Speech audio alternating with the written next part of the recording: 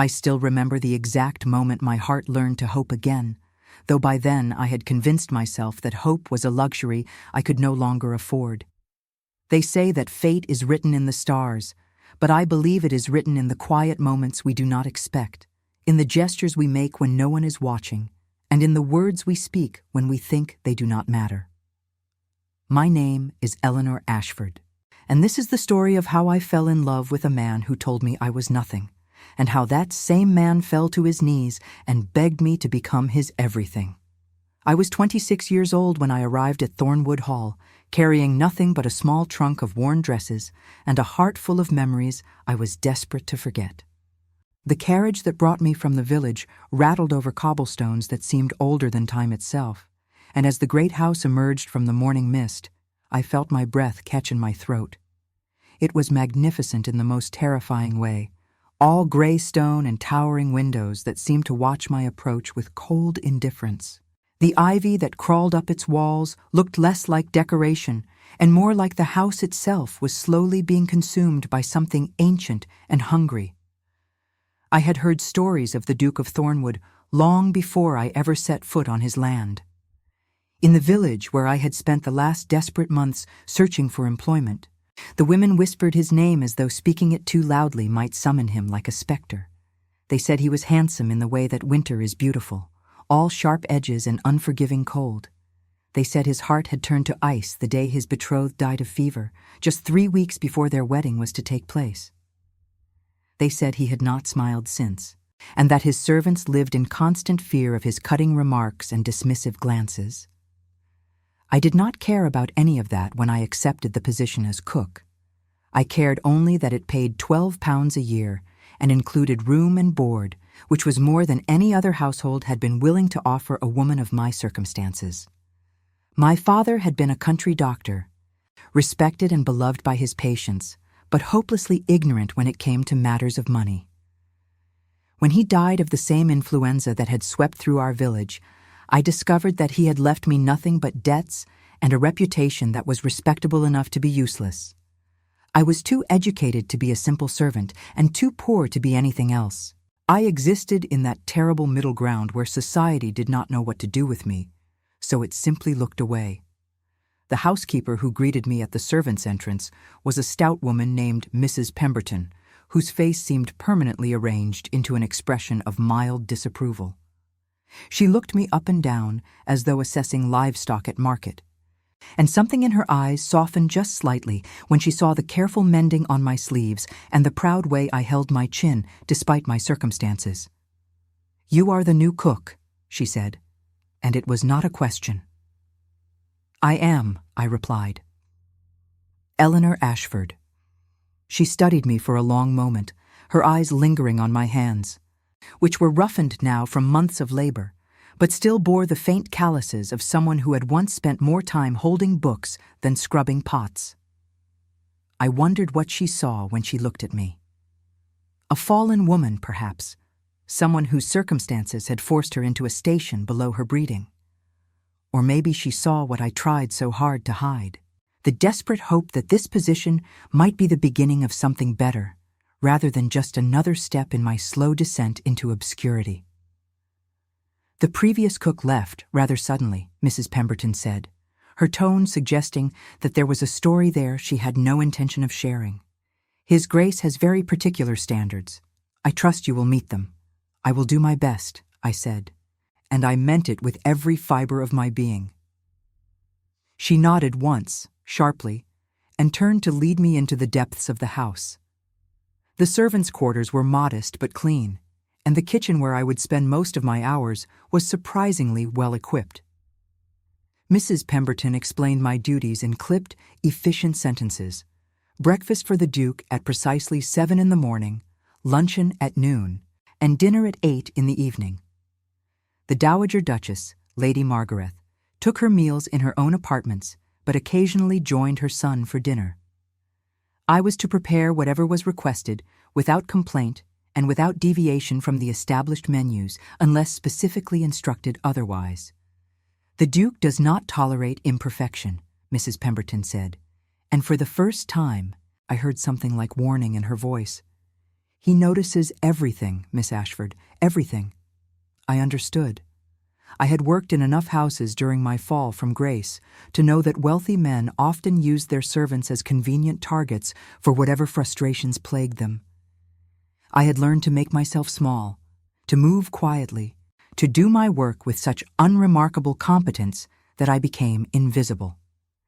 It was a skill that had served me well, and I had no reason to believe Thornwood Hall would be any different. I was wrong, of course, but I did not know that yet. My first weeks at Thornwood Hall passed in a blur of early mornings and aching feet. The Duke, I learned, was a man of precise and unvarying habits. He took his breakfast alone in the small dining room, always the same meal of eggs and toast and strong black tea. He lunched in his study when he was not riding out to inspect his lands. He dined with his mother twice a week, and alone the other nights, always at the same table, always in the same chair, always with the same expression of distant preoccupation. The kitchen became my sanctuary and my battlefield. I rose before dawn each morning to stoke the fires and prepare the bread that needed to rise before breakfast. I learned the particular way the Duke preferred his eggs, soft enough to spread on toast, but not so soft that they ran across the plate. I learned that he took sugar in his tea only when he thought no one was watching. As though sweetness were a weakness, he could not allow himself to indulge in public. I found unexpected comfort in the rhythm of the work. There was a simplicity to cooking that I had never appreciated before my fall from grace. When I was measuring flour or kneading dough or stirring a sauce over the fire, I did not have to think about what I had lost or worry about what the future might hold. I simply had to focus on the task before me, on creating something nourishing and beautiful from raw ingredients, on the quiet satisfaction of watching a meal come together beneath my hands. The kitchen garden became my particular pride. I had discovered it neglected and overgrown when I first arrived, the herbs my predecessors had planted choking beneath weeds, and the vegetable beds gone wild. With Mrs. Pemberton's reluctant permission, I began to restore it, spending my precious free hours pulling weeds and turning soil and coaxing new life from the neglected earth. By late September, I had fresh rosemary and thyme to season the Duke's roasts, and I was already planning the vegetables I would plant in the spring. It was in that garden that I first felt something like peace since my father's death. The smell of the earth and the warmth of the sun and the simple pleasure of watching green things grow reminded me of who I had been before circumstances had reduced me to what I was now. My father had always kept a garden behind our cottage, and some of my earliest memories were of helping him tend his herbs, learning the names and properties of each plant, listening as he explained how the humblest weed could become a healing medicine in the right hands. I saw him only rarely in those first weeks, and always from a distance. He was exactly as the village women had described, tall and broad-shouldered, with dark hair that he wore slightly longer than was fashionable, and eyes the color of a winter storm. His features were strong and well-formed, the kind of face that artists might have begged to paint, but there was a hardness to the set of his jaw and a coldness in his gaze that made him difficult to look upon for long. He moved through his own house like a ghost, speaking to no one unless absolutely necessary, and when he did speak, his voice was low and clipped and utterly without warmth. The servants spoke of him in whispers when they thought no one was listening. They talked of the man he had been before, the young Duke who had laughed easily and treated his staff with kindness, who had been so in love with his betrothed that he had smiled just saying her name.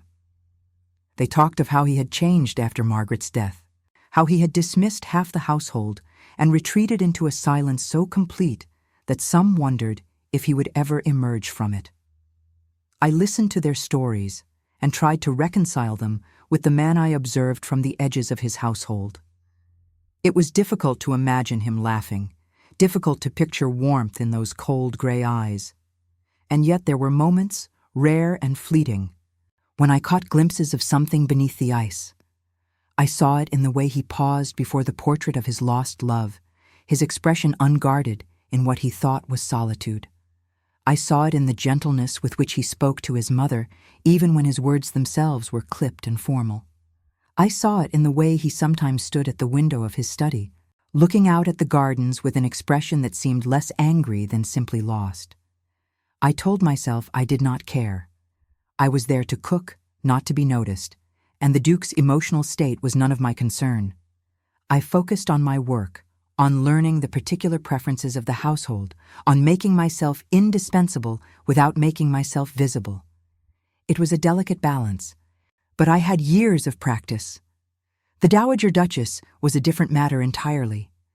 Lady Margaret Blackwood was 70 years old and sharp as a newly honed blade.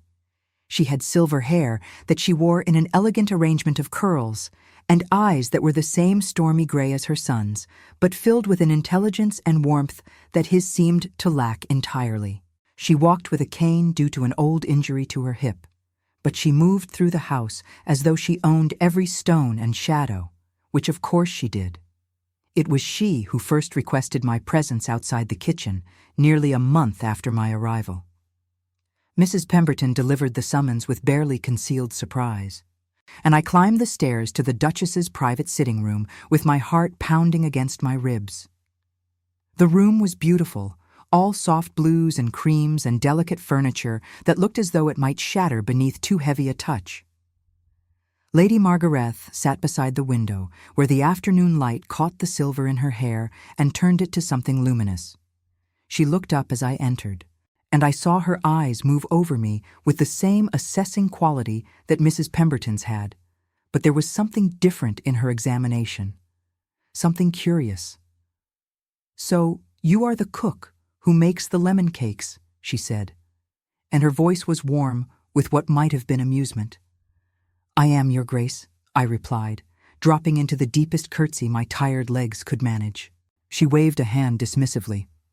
"None of that. Come, sit. I wish to speak with you." I hesitated. It was not appropriate for a servant to sit in the presence of a duchess, and we both knew it. But something in her expression brooked no argument, and so I perched carefully on the edge of a pale blue chair and folded my hands in my lap. Lady Margarethe studied me for a long moment, and I forced myself to meet her gaze, despite the discomfort that crawled along my spine. Finally, she nodded, as though I had passed some test I had not known I was taking. "Mrs. Pemberton tells me you are the daughter of a doctor," she said. "I was, Your Grace. He passed away some months ago, and left you with nothing, I presume, or you would not be here. It was not a cruel observation, merely a statement of fact, and I appreciated her directness even as it stung." "That is correct," I said. She tilted her head slightly, her gray eyes never leaving my face. "You speak like an educated woman, Miss Ashford. You carry yourself like one as well. I suspect your father taught you more than how to prepare lemon cakes." I did not know how to respond to that, so I said nothing. The silence stretched between us, comfortable in a way I had not expected. "My son," Lady Margarethe said finally, and something shifted in her voice, some note of sadness or concern that I could not quite identify. "He is not an easy man to work for. I imagine you have already discovered this." "The Duke has been," I began, searching for the right word, consistent in his expectations. She laughed at that, a sound like bells in a distant tower. "Consistent. What a diplomatic way to say he has been cold and demanding and entirely without human warmth. You may speak freely here, Miss Ashford. These walls have heard far worse." I allowed myself a small smile. "He has not been unkind to me, Your Grace. He has barely noticed me at all, which I consider something of a blessing given what I have heard of his temperament." Lady Margarethe's expression softened, and for a moment I saw something ancient and painful flicker behind her eyes. "He was not always this way," she said quietly. "Before Margaret died, before he lost her, he was—" She paused, searching for words. "He was full of light. He laughed easily and loved deeply, and believed that the world was fundamentally good. Losing her broke something in him that I do not know how to fix. I did not know what to say to such an intimate confession, so I simply said, 'I am sorry for your loss, Your Grace, both of your losses." She looked at me then with an intensity that made me want to look away. "You are kind, Miss Ashford, and you are perceptive. Those are rare qualities in anyone, and rarer still in those who have been treated poorly by life. I wonder if perhaps you might be exactly what this house needs." I felt my cheeks warm at her unexpected praise. "I do not know what you mean, Your Grace." She smiled, a knowing expression that suggested she saw far more than she said. "You will in time. For now, I simply wanted to meet the woman who has somehow managed to make my son's morning eggs exactly as he likes them for the first time in 3 years. The last cook never could manage it, and the one before him was even worse. I did not know whether to laugh or to be alarmed. "It is merely eggs, Your Grace." "It is never merely anything, my dear," she replied, her eyes twinkling with a wisdom I was only beginning to appreciate. "In this house, even the smallest things matter. Remember that." I did not understand her meaning then. I would not understand it for many weeks to come. The dinner that changed everything occurred on a rain-soaked evening in late October. Lady Margaret had decided to dine with her son, and she had requested a particular menu that required more effort than usual.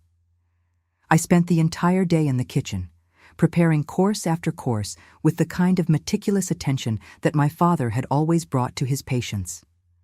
By the time the footman carried the first course upstairs, my back ached and my hands were red from work, but I felt a quiet pride in what I had accomplished.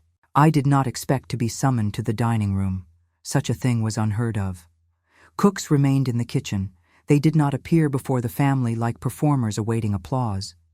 But Mrs. Pemberton appeared in the kitchen doorway with a strange expression on her face and said that the Duchess had requested my presence.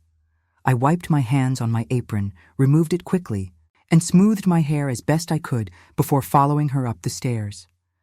The dining room was candlelit and warm, the rain lashing against the tall windows, creating a kind of music that underscored the tension I felt building in my chest. Lady Margaret sat at one end of the long table, her son at the other. The Duke looked up as I entered, and for the first time since my arrival, I felt the full weight of his attention upon me.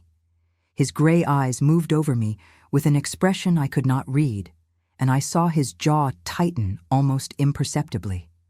"Ah, Miss Ashford," Lady Margaret said, her voice bright with what I would later recognize as deliberate provocation. "I was just telling Sebastian about your remarkable education. Your father was Dr. Ashford of Millbrook, was he not? I believe he treated Lord Pemberton's gout some years ago." I felt the blood drain from my face. I did not know why the Duchess was sharing this information with her son, but something in the Duke's expression made me wish desperately that she had not. "Yes, Your Grace," I said quietly. The Duke set down his fork with a precision that seemed almost threatening. "A doctor's daughter," he said, and his voice was like frost on glass. "Working in my kitchen." I kept my eyes fixed on a point just past his shoulder. "Yes, Your Grace." He was silent for a long moment, and when he spoke again, his words cut through me like shards of ice. "I wonder, Miss Ashford, if you imagine that your father's profession somehow elevates you above your current station. If you believe that your education entitles you to—" He paused, his lip curling slightly. "Aspirations." I did not understand what he meant at first, and then, horribly, I did. "I have no aspirations beyond performing my duties satisfactorily, Your Grace," I said, and I was proud that my voice did not tremble. He laughed, but there was no humor in the sound. "Do you not? I have seen the way my mother looks at you, Miss Ashford. I have heard her speak of your intelligence, your refinement, your—" he made the words sound like an insult, "qualities. Let me be perfectly clear so that there is no misunderstanding between us." "Sebastian," Lady Margaret said sharply, but he continued as though she had not spoken. "You are not wife material," he said, and each word landed like a blow. "I hired you to cook. That is your purpose in this house. That is your only purpose. Whatever fantasies my mother may have entertained about your character are precisely that.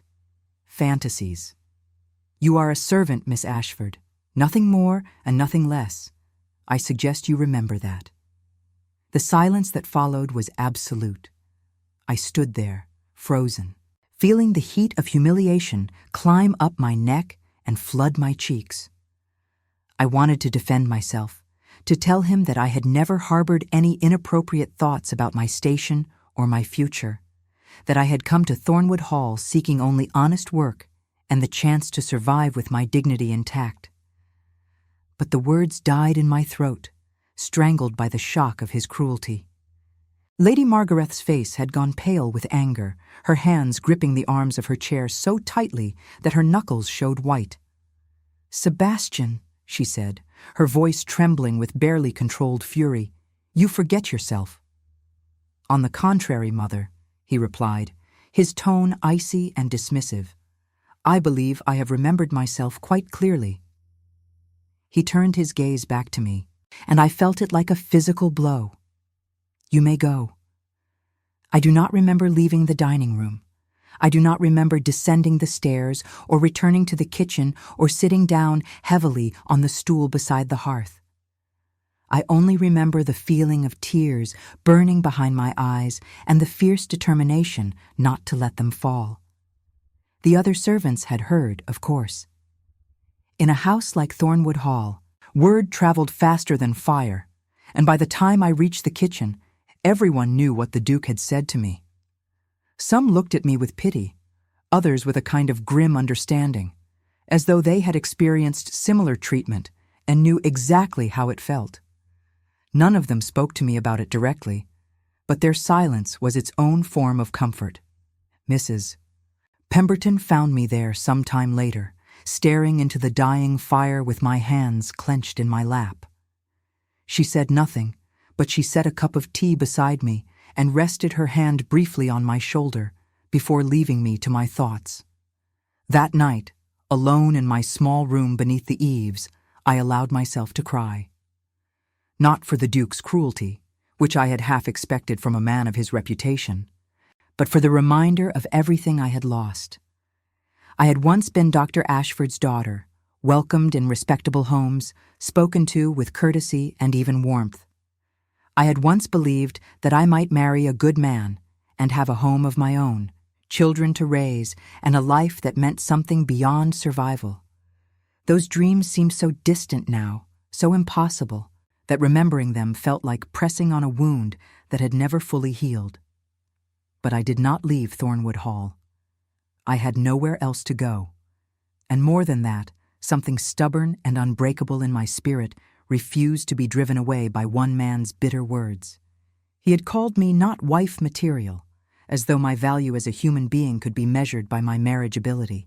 He had reduced me to my function, to the meals I prepared and the service I provided, as though everything else I was simply did not matter. I would show him that he was wrong, not through grand gestures or foolish declarations, but through the only power I had left, the quiet dignity of a life well lived despite its limitations. In the days that followed, I threw myself into my work with a fervor that surprised even myself. I arrived in the kitchen before the sun rose and stayed long after the last dishes had been cleared. I experimented with new recipes, perfecting each dish until it was as close to flawless as my skills would allow. I tended my garden with renewed dedication, watching as the autumn herbs flourished under my care. If the Duke noticed the improvement in his meals, he gave no sign. But Lady Margareth noticed, and she made a point of telling me so. "The soup last evening was extraordinary, Miss Ashford," she said during one of our now regular conversations. "I do not know what you added to it, but Sebastian ate 3 bowls. 3. The man barely eats one of anything." I felt a small, secret pleasure at this news, though I tried not to show it. "I merely wished to provide nourishing food, Your Grace." She gave me a knowing look, but said nothing more on the subject. The weeks that followed were strange ones. Lady Margareth sent for me frequently now, sometimes to discuss menus, but more often simply to talk. I learned that she was lonely in ways that her wealth and title could not remedy, that she had loved her husband deeply and missed him still after 15 years of widowhood, that she worried constantly about her son and the emptiness she saw growing in him like a shadow. I told her, in turn, about my father, about the small house where I had grown up surrounded by books and the smell of medicinal herbs, about the patients who had become like family and the education I had received simply by listening and watching and asking endless questions. I told her about the day my father died, about the terrible discovery of his debts, about the months of slowly selling everything I owned until there was nothing left but the clothes on my back and the determination to survive. She listened without judgment, and in her listening, I found something I had not expected: a friend. The Duke, for his part, seemed determined to pretend that our encounter in the dining room had never occurred. He did not summon me again, did not acknowledge me when our paths happened to cross, did not give any indication that he remembered my existence at all. I told myself I was grateful for his indifference. It was certainly preferable to his contempt, but I noticed things about him nonetheless. I noticed the way he rode out each morning before dawn, returning hours later with a kind of desperate exhaustion written across his features. I noticed the light that burned late in his study window, long after the rest of the house had gone dark. I noticed the way he spoke to his mother when he thought no one was watching, and the glimpses of tenderness that sometimes broke through his frozen exterior like sunlight through clouds. I noticed, too, the portrait that hung in the long gallery, the one he paused before each time he passed. It showed a young woman with honey-colored hair and gentle eyes, wearing a dress of pale blue that matched the ribbon at her throat. She was beautiful in an uncomplicated way, her smile soft and trusting, and I understood without being told that this was Margaret, the woman he had loved and lost. I began to see him differently after that, not as a cruel man, but as a wounded one. Not as someone who enjoyed causing pain, but as someone who had learned that love was dangerous and had built walls around his heart to prevent himself from ever being hurt again. It did not excuse his behavior toward me. Nothing could excuse that.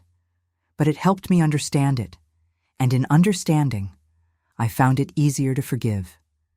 November arrived with bitter cold and the first whispers of snow. The house grew quieter, more insular, as the staff prepared for the long winter months ahead. I spent my days in the warmth of the kitchen, creating dishes that I hoped would bring some small comfort to the household: hearty stews and fresh bread, and the lemon cakes that Lady Margaret loved so dearly. It was on one such evening, as I was preparing the Duke's dinner, that fate intervened in a way none of us could have anticipated. The Duke had been out riding since morning despite the threatening weather, and when he finally returned, he was soaked through and shivering violently. I saw him through the kitchen window as he crossed the courtyard, and even from that distance, I could see that something was wrong. His movements were unsteady, his face pale beneath the rain that streamed down his cheeks. By nightfall, he was burning with fever. The doctor was sent for, but the storm that had been threatening all day had finally broken, and the roads were impassable.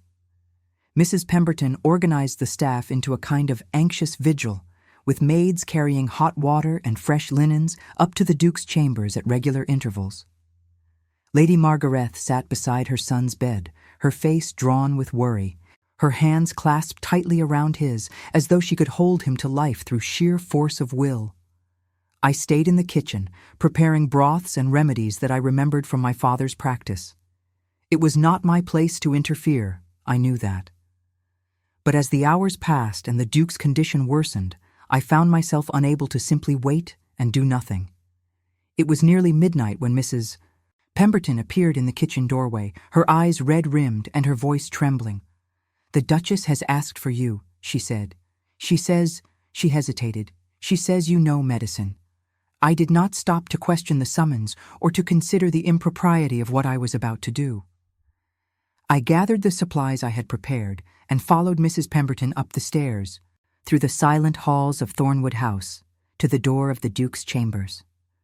The room was warm and dimly lit, heavy with the smell of sickness and the sound of labored breathing. Lady Margaret looked up as I entered, and the hope I saw in her eyes was almost too painful to bear. "Please," she said, and in that single word I heard a mother's desperation. "Please help him." I moved to the bedside and looked down at the man who had humiliated me so thoroughly just weeks before. He looked younger in his fever, the hard lines of his face softened by illness, his dark hair damp against the pillow. He was muttering something, words I could not quite make out, and his hands clutched at the blankets as though fighting an enemy only he could see. I did not feel triumph in that moment, looking at him so reduced. I felt only a profound and unexpected compassion. "I will do everything I can," I said to Lady Margaret, and I meant it with every fiber of my being. The next 3 days blurred together into an endless cycle of tending and watching and praying. I barely slept, barely ate, barely left the Duke's bedside except when absolutely necessary. I bathed his fevered skin with cool cloths, coaxed broth between his cracked lips, and held his hand when the delirium took him and he cried out for people who were not there. I remembered everything my father had taught me about nursing the sick. I remembered the importance of keeping the patient warm, but not too warm, of ensuring regular intake of fluids even when the patient was barely conscious, of speaking in calm and reassuring tones even when hope seemed lost. I applied every lesson I had ever learned, treating the Duke of Thornwood with the same dedication my father had shown to the poorest of his patients. The fever rose and fell in waves, sometimes seeming to release its grip only to tighten it again with renewed fury. There were moments when Sebastian's breathing became so shallow that I feared each exhale would be his last. There were moments when his temperature climbed so high that I could feel the heat radiating from his skin without even touching him. Lady Margaret stayed as long as she was able, but her own health was fragile, and I eventually convinced her to rest in a chair by the fire while I maintained the vigil alone. She watched me work with an expression I could not quite read, and sometimes I caught her smiling through her tears, as though she saw something in my actions that pleased her even in the midst of her fear for her son. He called for Margaret often in those dark hours. He begged her forgiveness for something I did not understand, wept with a grief that seemed to have no bottom, and sometimes spoke to her so tenderly that I felt like an intruder on something sacred. I learned more about him in those fever dreams than I had in all my weeks at Thornwood Hall. His guilt over Margaret's death, his belief that he had somehow failed to protect her, the terrible conviction that love was a curse that destroyed everyone it touched. I learned, too, that beneath the ice and the cruelty, there was a man capable of profound feeling, a man who had simply forgotten how to express it. On the third night, when the fever was at its worst, and even Lady Margaret had begun to lose hope, I sat beside his bed and did something I had not done since my father died. I prayed. I prayed to whatever power might be listening, not for my own sake, but for his, for the mother who loved him, and for the man he might yet become if only he were given the chance. And then, because I did not know what else to do, I began to sing. It was a lullaby my mother had sung to me when I was very young, before illness had taken her and left my father and me alone. I had not thought of it in years, had almost forgotten the words, but they came back to me now like a gift from somewhere beyond memory. I sang softly, my voice barely above a whisper, and as I sang, I felt his hand turn in mine and his fingers close around my own. His grip was weak but deliberate, and when I looked down at his face, I saw that his eyes had opened. They were clouded with fever and exhaustion, but they were focused on me, really seeing me for what felt like the first time. He tried to speak, but no sound came.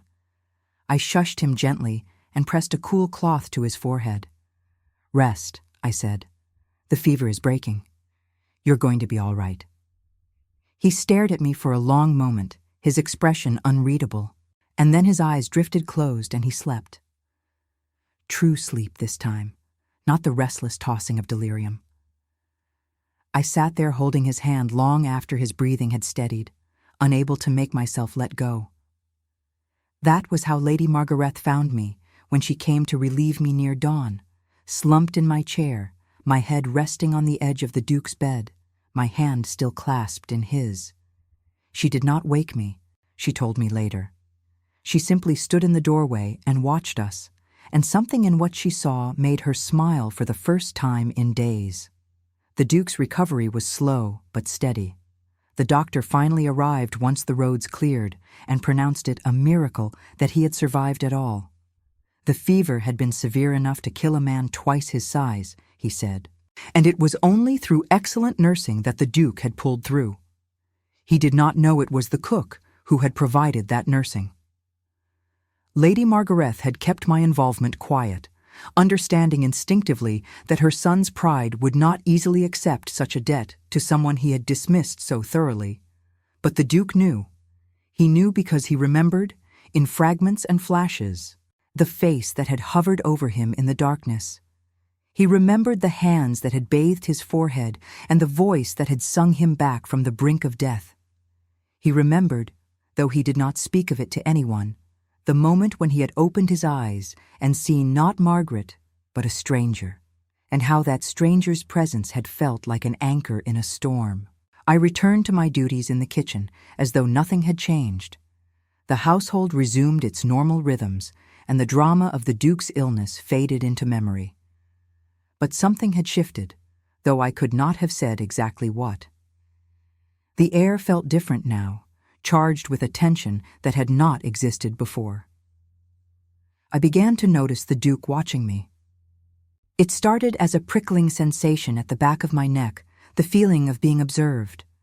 I would look up from my work and catch a glimpse of him in the doorway, or find him paused on the stairs where he could see into the kitchen through the open door. He never said anything, never acknowledged my presence, but his eyes followed me with an intensity that made my pulse quicken despite my best efforts to remain unmoved.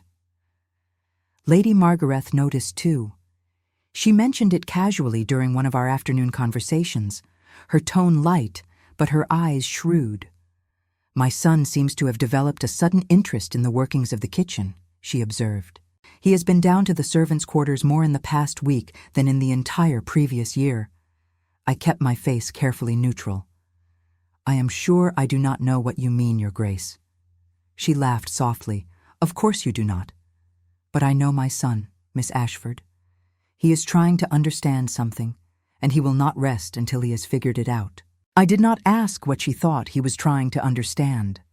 I was not sure I wanted to know. The confrontation came sooner than I expected. It was a Sunday afternoon, my half-day of rest, and I had escaped to the kitchen garden to enjoy the weak winter sunshine and the solitude I so rarely found in my daily routine. I was tending to the herbs I had planted there, rosemary and thyme and lavender that would not bloom until spring, when I heard footsteps on the gravel path behind me. I turned, expecting Mrs. Pemberton or one of the maids, and found myself face to face with the Duke of Thornwood. He looked better than he had since his illness. Color returned to his cheeks and strength to his bearing. But there was something uncertain in his expression, something almost vulnerable that I had never seen before. "Miss Ashford," he said, and my name in his mouth sounded different than it had before, less like a designation and more like a question. "Your Grace," I replied, dropping into a curtsy. "Is there something you require?" He was silent for a moment, his gray eyes searching my face as though looking for something he could not quite name. Then he said, "I remember. I did not pretend to misunderstand. I know. You sat with me for 3 days. You barely slept. You—" He paused, struggling with words that did not come easily to him. "You held my hand. You sang to me. I did what anyone would have done," I said carefully. "Your mother was worried. I wanted to help." He shook his head slowly. "That is not true. Anyone else would have done their duty and no more. You did far beyond what was required of you, and you did it for a man who had treated you with unforgivable cruelty." I did not know what to say to that, so I said nothing. The silence stretched between us, filled with things unspoken. "I owe you my life," the Duke said finally, "and I owe you an apology that I do not know how to give." I looked up at him then, really looked, and saw the struggle written plainly on his features. He was not a man accustomed to admitting fault or expressing gratitude, and both were clearly costing him dearly. "You owe me nothing, Your Grace," I said. "I did what I did because it was right, not because I expected anything in return." Something flickered in his eyes, something that might have been surprise or admiration or both. "You are either the most selfless woman I have ever met," he said slowly, "or the most foolish." "Perhaps I am both," I replied, and felt a small smile curve my lips despite myself. He stared at me for a long moment, and then he did something extraordinary. He smiled back. It was not a large smile, not the kind of expression that transformed a face or lit up a room. It was small and tentative, like a flower pushing through snow, and it looked as though it surprised him as much as it surprised me. But it was real, and it was directed at me, and I felt something shift in my chest that I did not want to examine too closely. "I should return to my duties," I said, suddenly aware of how close we were standing, of the impropriety of being alone with him in the garden. "Of course," he said, stepping back. "But Miss Ashford?" "Yes, Your Grace." He hesitated, then said, "Thank you. For everything." He turned and walked away before I could respond, leaving me standing among the winter herbs with my heart pounding and my thoughts in chaos. After that day, everything changed. The Duke no longer avoided me. Instead, he seemed to seek out opportunities to be near me, to speak with me, to learn things about me that I would never have expected him to care about. He asked about my childhood and my education, about my father and the patients I had helped him treat, about my favorite books and my thoughts on poetry and my dreams for the future. I answered his questions carefully at first, uncertain of his motives and wary of revealing too much of myself to a man who had hurt me so deeply. But his interest seemed genuine, and as the weeks passed, I found myself relaxing in his presence, sharing more than I had intended, and even beginning to enjoy our conversations. Lady Margarethe watched this development with barely concealed delight. She said nothing directly, but her smiles grew more frequent, and her eyes sparkled with a knowing light whenever she saw us together.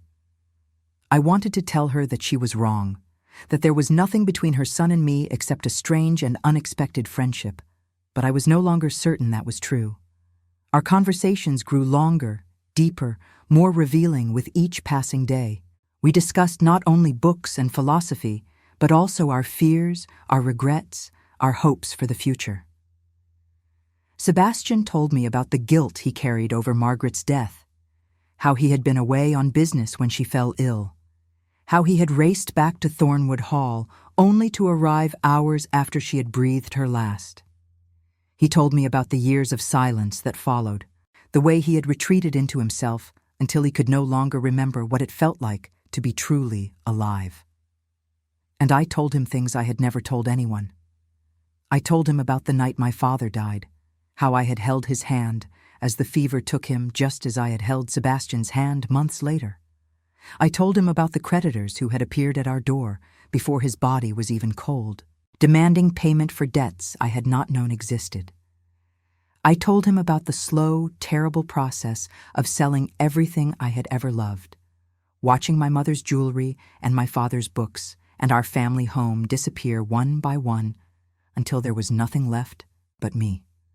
"You survived," Sebastian said quietly after I finished speaking. "Despite everything, you survived." I did not feel like I was surviving, I admitted. I felt like I was slowly dying, one piece at a time. He reached out and took my hand, his touch gentle but certain.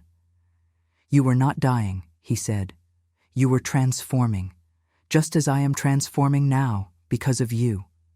I did not know what to say to that, so I said nothing, but I did not pull my hand away, because I was beginning to feel things I had no right to feel. I was beginning to look forward to our encounters with an eagerness that frightened me. I was beginning to notice the way his eyes crinkled when he smiled, the deep timbre of his voice when he read aloud from the books we discussed, the way his hand sometimes brushed against mine when he passed me a cup of tea in the library where we had taken to meeting in the evenings. I was beginning, against all reason and all propriety, to fall in love with the Duke of Thornwood. I fought against it with everything I had.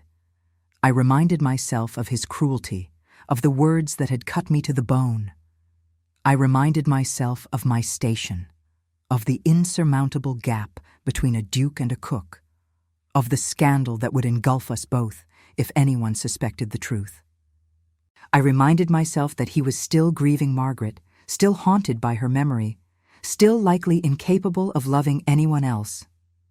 But none of it mattered. The heart does not listen to reason, and mine had made its choice without consulting my better judgment. Spring came slowly to Thornwood Hall, melting the snow and coaxing green shoots from the brown earth. The gardens that had been dormant all winter burst into color, and the house itself seemed to shake off its gloom and embrace the returning warmth. Even the Duke seemed transformed, his smiles coming more easily now, his laughter occasionally ringing through the halls where silence had reigned for so long. Lady Margaret's health, which had been fragile throughout the winter, improved markedly with the warmer weather.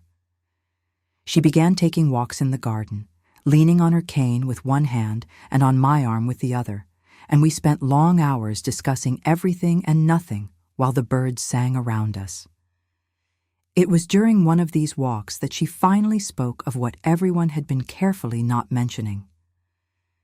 "He loves you," she said, so matter-of-factly that I nearly stumbled. "I beg your pardon, Your Grace?" She looked at me with those sharp gray eyes that saw everything. "My son, Miss Ashford, Sebastian, he is in love with you." I felt the blood rush to my cheeks. "Your Grace, that is, it is not possible. He could never. I am just." "You are just a cook," she finished gently. "Yes, I know what you believe, and I know what society would say. But I have watched my son transform over these past months from a man made of ice into someone I scarcely recognize." He laughs again. He seeks out company instead of avoiding it. He speaks of the future as though it holds something worth anticipating. And all of this began when he nearly died and woke to find you holding his hand. I could not speak. I could barely breathe. "I know that what I am saying is shocking," Lady Margaret continued. "I know that the world would condemn such a match and that you have every reason to be cautious. But I am an old woman, Miss Ashford, and I have learned that the world's opinion matters far less than the heart's truth. My son loves you. The question is whether you love him in return. I wanted to deny it. I wanted to protect myself, protect him, protect the fragile peace we had built over the past months. But looking into her wise, knowing eyes, I found I could not lie. Yes, I whispered, I love him. God help me, I love him more than I ever thought possible." Lady Margaret smiled, and there were tears in her eyes. "Then you must tell him," she said, "because my son is convinced that he does not deserve to be loved, and he will never speak unless he knows his feelings are returned. I should have told him that day. I should have found him in his study, or the library, or the garden, and spoken the words that burned in my chest. But courage failed me, and I let the opportunity pass, telling myself there would be time, there would always be time. I was wrong." The next morning, a carriage arrived at Thornwood Hall, carrying a visitor whose presence would threaten everything I had come to hope for. Her name was Lady Catherine Fairfax, and she was everything I was not: beautiful, wealthy, titled, and eminently suitable as a duchess. She was a distant cousin of Sebastian's late betrothed, Margaret, and she had come, she announced with a smile that did not reach her eyes, to pay her respects to her dear cousin's former intended. She was tall and elegant, with golden hair arranged in elaborate curls and a complexion like porcelain. Her gown was the height of London fashion, pale green silk that rustled when she moved, and her jewelry alone was worth more than I could have earned in a decade of service. She moved through Thornwood Hall as though she already owned it, her tinkling laugh filling the halls that had been so peaceful just hours before. I watched from the shadows as she swept into the house in a cloud of silk and perfume.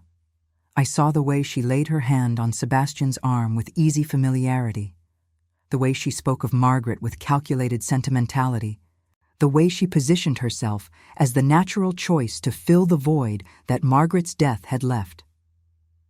She looked at me once, briefly, as I passed through the hall on my way to the kitchen. Her eyes swept over my plain dress and work-roughened hands, and I saw her dismiss me as utterly beneath her notice. It should not have stung, but it did. It was one thing to know your own station, and another to be reminded of it so casually, so completely. Lady Margaret's expression grew increasingly strained as the day wore on, but she maintained the courteous hospitality that her position demanded. Sebastian, for his part, seemed uncomfortable and distracted, but he did not send Lady Catherine away. Propriety demanded that he offer her his hospitality, and propriety was a chain that even a duke could not easily break. That evening, I served dinner to the three of them in a daze of misery. Lady Catherine dominated the conversation, speaking of London society and recent scandals and all the glittering world that I would never be part of. She made pointed comments about the importance of good breeding and proper connections, about the responsibilities of noble houses to maintain their bloodlines, about the tragedy of a duke remaining unmarried when there were so many eligible young ladies eager to assume the role of duchess. Sebastian caught my eye as I was leaving the room, and something in his expression made my heart clench with a pain I could not name. He looked trapped, miserable, and when Lady Catherine laid her hand possessively on his arm, he flinched as though she had struck him. But he did not pull away. The following days were torture of the most exquisite kind. Lady Catherine extended her visit indefinitely, claiming that the country air was doing wonders for her health, and that she could not possibly think of returning to London when the gardens were so beautiful. She attached herself to Sebastian at every opportunity, walking with him in the mornings, taking tea with him in the afternoons, and monopolizing his attention at every meal. I retreated into my kitchen and tried to convince myself that it did not matter. He was a duke and she was a lady. They were perfectly matched in every way that mattered to the world. What had I been thinking, allowing myself to dream of something more? Lady Margaret had been wrong about his feelings, or perhaps his feelings had changed now that a suitable alternative had presented herself. Either way, the message was clear. I was not wife material, just as he had told me months ago, and I had been a fool to imagine otherwise. But then, late one evening when the house had grown quiet and I thought everyone had retired, I heard footsteps in the corridor outside the kitchen. I looked up to find Sebastian standing in the doorway, his expression haunted, his hair disheveled as though he had been running his hands through it. "I need to speak with you," he said, and his voice was raw with something I could not identify. "Your Grace, if Lady Catherine were to find you here—" "I do not care about Lady Catherine," he interrupted, and there was an intensity in his voice that made me catch my breath. "I do not care about her or her insinuations or her campaign to become my duchess. I care about you, Eleanor. I care about you, and I have been trying to find a way to tell you for weeks. But every time I gather my courage, something intervenes."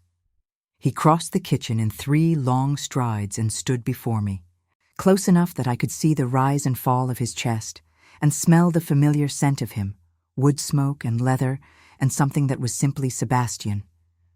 "My mother tells me that you have refused an offer of marriage," he said. "She tells me that a merchant from the village asked for your hand last month, and you declined because you said you could not love a man who did not see you as an equal." I felt the blood drain from my face. I did not know she had told you that. She thought I should know. He took a deep breath, and I saw his hands tremble slightly at his sides. She thought I should know, because she believes, and I dare to hope she might be right, that I am not such a man. I stared at him, unable to speak, unable to move, unable to do anything but stand there and feel my heart pounding against my ribs. "I know what I said to you," he continued, and each word seemed to cost him something. I know that I was cruel and arrogant and unforgivably unkind.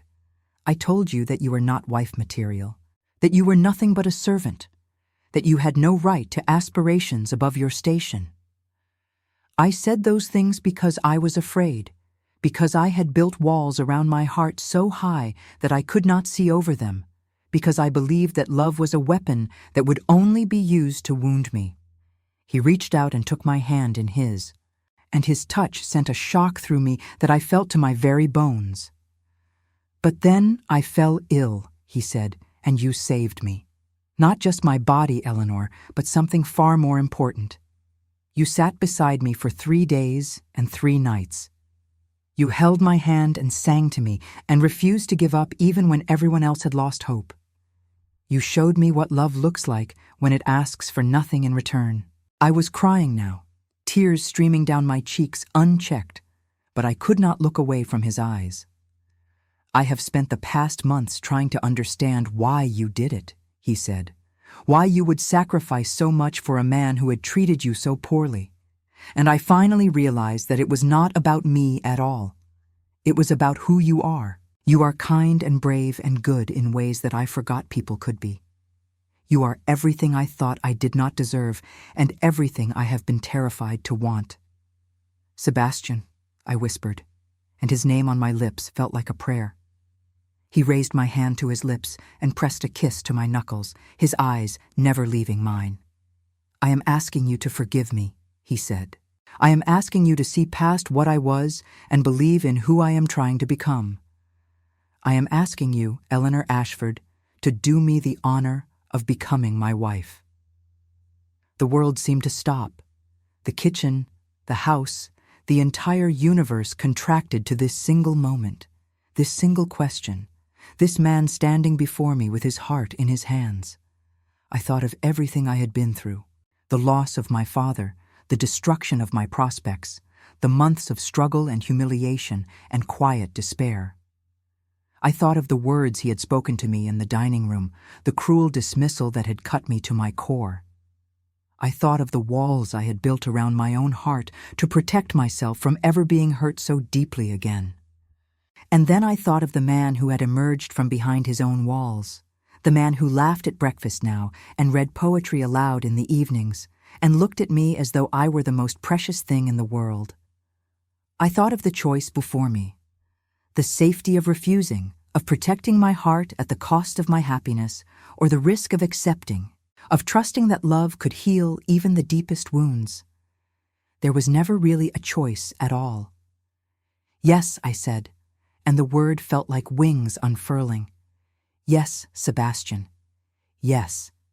He pulled me into his arms and held me so tightly that I could feel his heart beating against my own.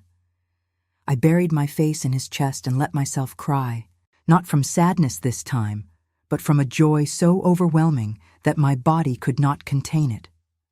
When he finally pulled back to look at me, his eyes were wet too, and the smile on his face was more beautiful than any sunrise I had ever seen. I love you, he said, and the words were like a benediction. I love you, Eleanor Ashford, and I will spend the rest of my life making sure you never doubt it. I reached up and touched his face, feeling the strong line of his jaw, the warmth of his skin beneath my fingertips. And I love you, Sebastian Blackwood. I love you despite everything, because of everything, and I will spend the rest of my life being grateful that you found your way back from the darkness. He kissed me then, gently at first, then with a passion that left me breathless. I melted into him, letting myself feel everything I had been holding back, all the love and longing and hope that I had tried so hard to suppress. It was terrifying and exhilarating and absolutely perfect. We were still standing there, wrapped in each other's arms, when Lady Margaret appeared in the doorway. She took one look at us and burst into tears of joy. Finally, she said, dabbing at her eyes with a lace handkerchief, I was beginning to think I would have to lock you both in a room together until you came to your senses. Sebastian laughed, a sound I had come to treasure more than any other. Mother, your meddling has been noted and appreciated. "But perhaps you could give us a moment?" She waved her handkerchief dismissively. "Yes, yes, of course. But do not take too long. We have a wedding to plan and a certain unwanted houseguest to send packing." The matter of Lady Catherine was handled with a diplomatic efficiency that I later learned was typical of Lady Margaret. By the following morning, the lady in question had received an urgent summons back to London. Something about a relative's sudden illness that required her immediate attention.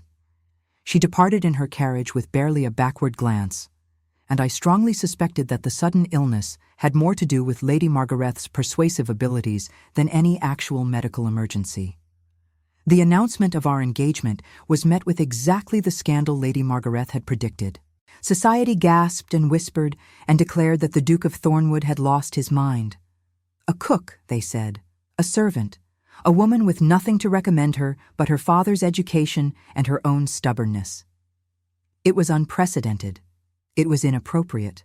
It was absolutely shocking. Sebastian did not care. He had Lady Margaret draft the formal announcements herself, and he insisted that they include the full story of how we had met, including his own cruel words and my subsequent care during his illness. "Let them talk," he said. "Let them know that I was blind and foolish, and that the woman I am marrying was brave enough to see past my faults to the man I could become." The wedding was held in spring, in the small chapel on the grounds of Thornwood Hall, where Sebastian's family had been married and buried for generations. Lady Margaret insisted on handling every detail, from the flowers that decorated the pews to the gown that had been specially made for me by a modiste from London. It was the most beautiful dress I had ever seen, all ivory silk and delicate lace, and when I looked at myself in the mirror on my wedding day, I barely recognized the woman who looked back. The morning of the wedding dawned clear and bright, the kind of spring day that felt like a promise. The servants had been up since before dawn, arranging flowers and polishing silver and preparing the wedding breakfast that would follow the ceremony. Mrs. Pemberton, who had become something like a second mother to me in the month since my arrival, helped me dress with hands that trembled slightly with emotion. "You have come so far, my dear," she said, adjusting the fall of my veil. "From the kitchen to the altar. It is the stuff of fairy tales." I smiled at her reflection in the mirror. "It does not feel like a fairy tale," I said. "It feels like the most real thing that has ever happened to me." She dabbed at her eyes with her handkerchief. "That is how you know it is true love," she replied. "The fairy tales always end with the wedding. True love is what comes after." The walk to the chapel felt both endless and impossibly brief. Lady Margaret had arranged for me to be escorted by the elderly vicar who had christened Sebastian as an infant, a kindly man who patted my hand and told me that he had never seen the young duke so happy. "You have given him something no one else could," the vicar said as we paused at the chapel door. "You have given him hope." I did not have words to respond, so I simply squeezed his arm in gratitude and stepped forward into the candlelit interior. She was radiant, that woman. She was hopeful and happy, and so full of love that it seemed to glow from her very skin. She was not the broken creature who had arrived at Thornwood Hall with nothing but a trunk of worn dresses and a heart full of sorrow. She was someone new, someone transformed by love and second chances, and the unwavering faith of two people who had believed in her, even when she had stopped believing in herself. Sebastian waited for me at the altar with tears in his eyes and a smile on his face that made him look almost boyish. He took my hands in his as I reached him, and I felt the trembling in his fingers that told me he was as overwhelmed as I was. "You are beautiful," he whispered, too quietly for anyone else to hear. "And you are mine." "Always," I whispered back.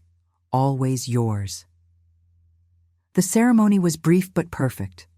We spoke our vows with voices that shook with emotion, and when Sebastian kissed me to seal our union, the small gathering of guests erupted in applause that echoed off the ancient stone walls.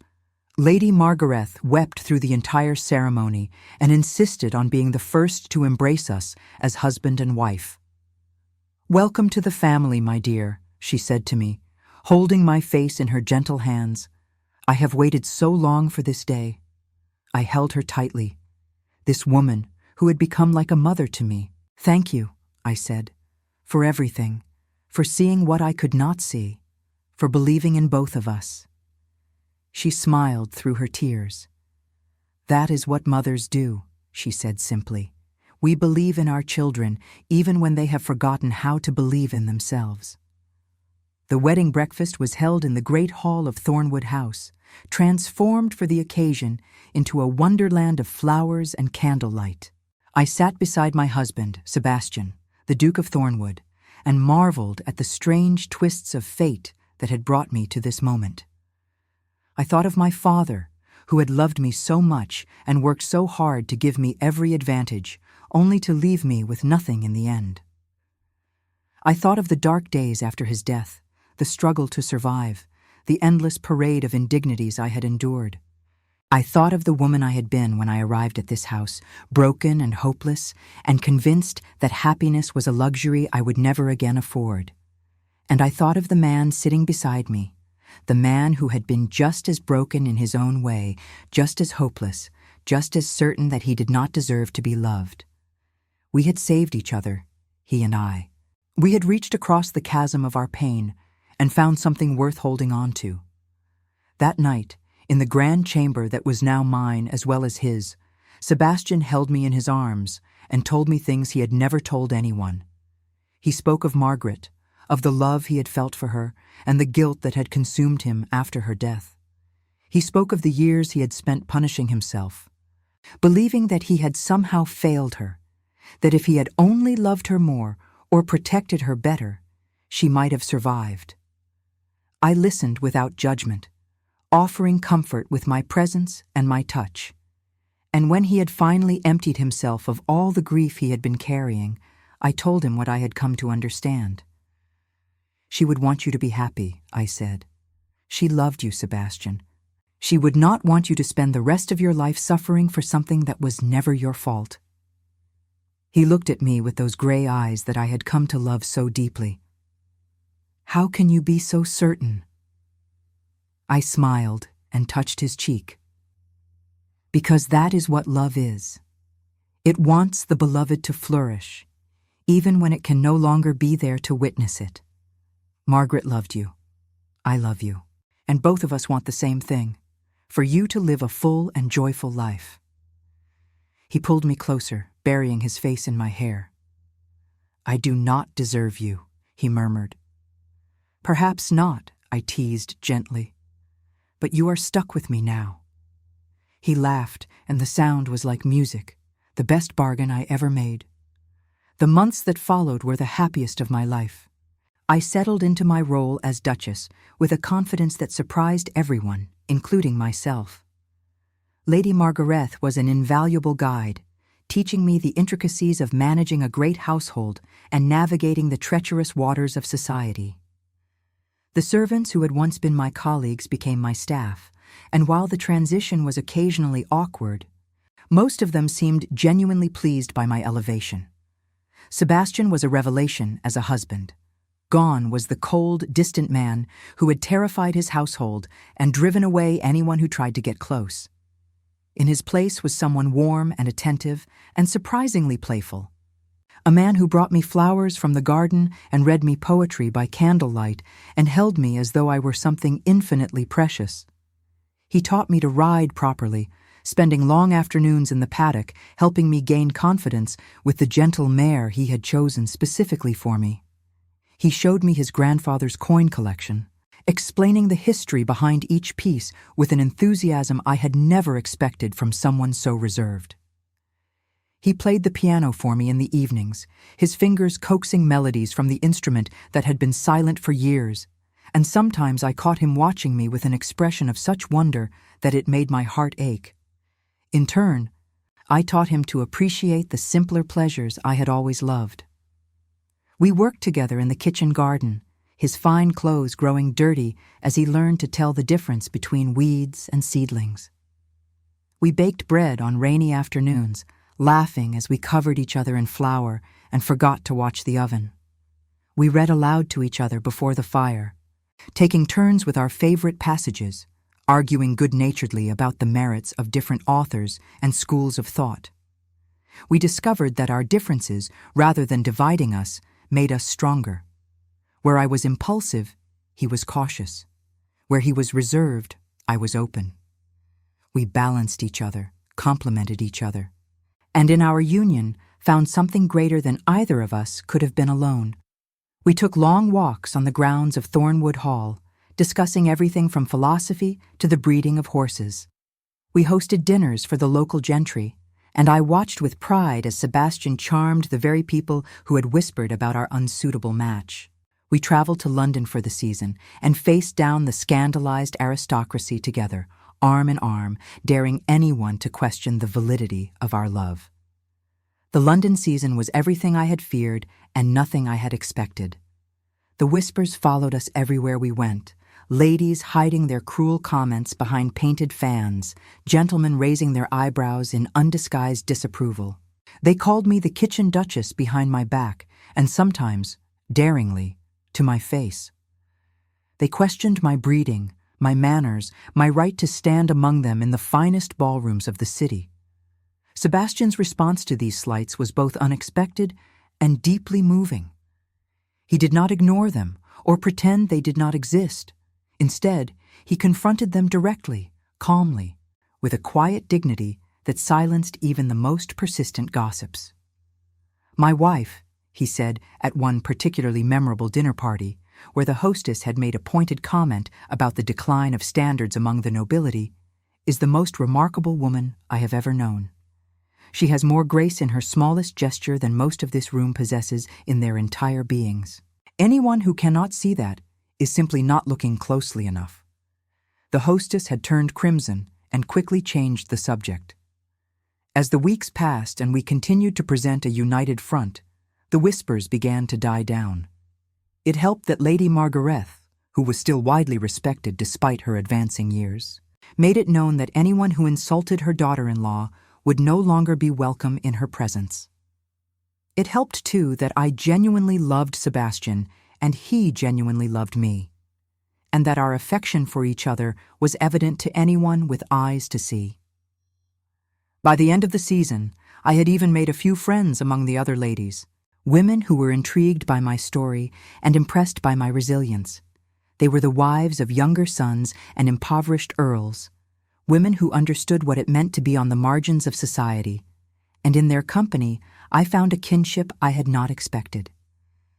Through it all, Lady Margarethe watched with a satisfaction that bordered on smugness. "I told you," she said to me one afternoon as we sat together in her private parlor. "I told you that he loved you. I told you that you were exactly what this house needed." "You were right," I admitted, "about everything. I should have listened to you sooner."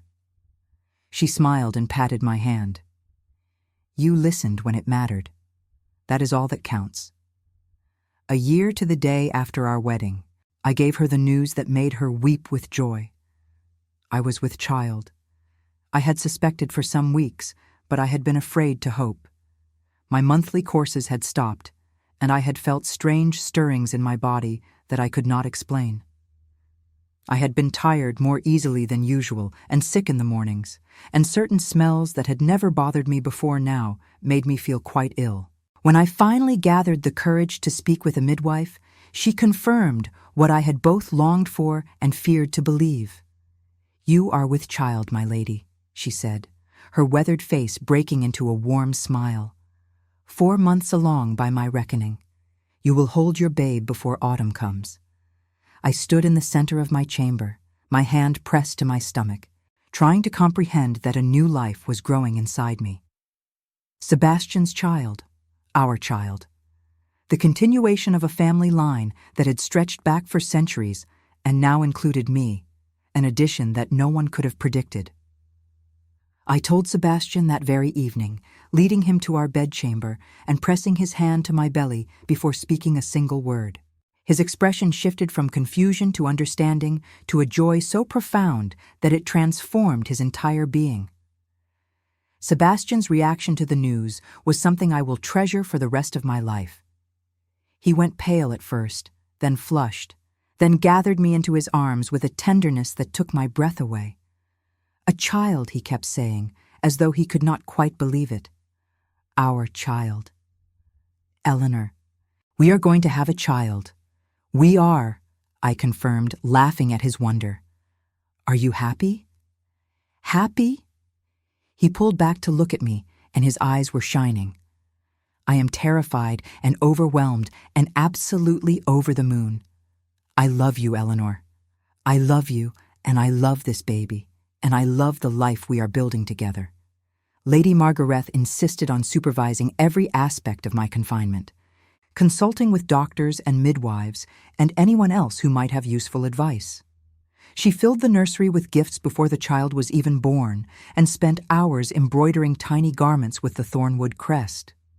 Sebastian, for his part, became almost comically protective. He would not let me climb stairs unaccompanied or walk in the garden without him by my side. He brought me breakfast in bed every morning and read aloud to me every evening, choosing stories he thought the baby might enjoy. "You know the child cannot actually hear you," I pointed out one night as he read an elaborate passage from a book of fairy tales. He smiled and laid his hand on my swelling belly. "Perhaps not yet, but I want him or her to know my voice from the very beginning. I want our child to know that they were loved before they even took their first breath." I covered his hand with mine and felt the flutter of movement beneath our joined fingers. "They know," I said. "How could they not, with a father like you?" Our daughter was born on a crisp autumn morning, exactly 9 months after our wedding night. She came into the world with a lusty cry and a full head of dark hair.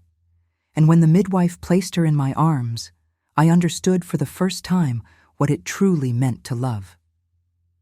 Sebastian was beside me through it all, holding my hand and murmuring encouragement, and when he finally held his daughter for the first time, the look on his face was indescribable. "She is perfect," he whispered, tears streaming down his cheeks. "Eleanor, she is absolutely perfect." We named her Margaret Rose after the woman Sebastian had loved and lost, and the grandmother who had brought us together. Lady Margaret wept when we told her, and declared that it was the finest gift she had ever received. Little Maggie, as we came to call her, was the light of everyone's life. She had her father's gray eyes and my stubborn chin, and from the moment she arrived, she had the entire household wrapped around her tiny finger. Sebastian was utterly besotted, spending hours in the nursery just watching her sleep, and Lady Margaret spoiled her with a dedication that bordered on the absurd. As for me, I looked at my daughter and saw the culmination of everything I had hoped for and everything I had feared I would never have. She was proof that the darkest chapters of our lives do not have to define the rest of our story. She was evidence that love could triumph over circumstance, that second chances were possible, that even the most broken hearts could heal. I thought often, in those happy years, of the woman I had been when I first came to Thornwood Hall. I thought of the fear and the desperation and the terrible certainty that I would never know joy again. If I could have spoken to that woman, I would have told her to hold on, to keep fighting, to believe that better days were coming even when everything seemed hopeless. I would have told her that sometimes the greatest love of your life comes disguised as your greatest trial, that the man who wounded you might also be the one to heal you, that the path to happiness is rarely straight and never easy, but it is always worth walking. Sebastian found me one evening sitting in the window seat of our bedroom, looking out at the gardens where we had first spoken of love. Maggie was 3 years old by then, a whirlwind of energy and laughter who kept everyone on their toes, and Lady Margaret was entertaining her with a story while we stole a few moments alone. "What are you thinking about?" Sebastian asked, settling beside me and pulling me close. I leaned into him, feeling the steady beat of his heart beneath my cheek. "I am thinking about how fortunate we are, about how different our lives might have been if I had never come to Thornwood Hall, or if you had never fallen ill, or if 1,000 other things had happened differently." He was quiet for a moment, and when he spoke, his voice was thoughtful. Do you remember what I said to you that night in the dining room? When I told you that you were not wife material? I remember, I said softly. I was so wrong. He turned my face toward his gray eyes filled with a love so deep it took my breath away. You are more than wife material, Eleanor. You are my partner, my equal, my best friend.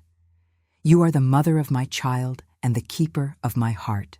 You are everything I never knew I needed and everything I cannot imagine living without. I kissed him then, pouring into that kiss all the love and gratitude and joy that words could never adequately express. When we finally pulled apart, both of us were smiling. I love you, Sebastian Blackwood, I said. I love you today and tomorrow and every day after that. And I love you, Eleanor Blackwood, he replied. My cook, my nurse, my duchess, and my heart. From somewhere in the house, I heard Maggie's laughter ringing out, bright and clear as bells.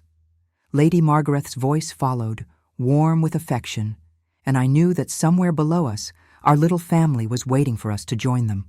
I took my husband's hand and led him toward the door. Come, I said.